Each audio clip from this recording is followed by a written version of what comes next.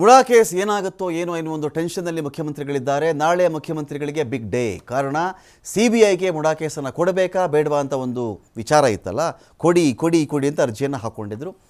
High court ಪೀಠ ಕೂಡ ಈ ಒಂದು ವಿಚಾರಕ್ಕೆ ಸಂಬಂಧಪಟ್ಟಂತೆ ಎಲ್ಲವನ್ನೂ ಪರಾಮರ್ಶಿಸಿ ಪರಿಷ್ಕರಿಸಿ ಅವಲೋಕಿಸಿ ವಾದ ಪ್ರತಿವಾದಗಳನ್ನು ಆಲಿಸಿದ ನಂತರದಲ್ಲಿ ನಾಳೆ ಇದರ ಬಗ್ಗೆ ನಾವು ತೀರ್ಪು ಕೊಡ್ತೀವಿ ಅಂಥೇಳಿ ಈಗ ಅದಕ್ಕೆ ದಿನಾಂಕ ನಿಗದಿ ಮಾಡ್ತು.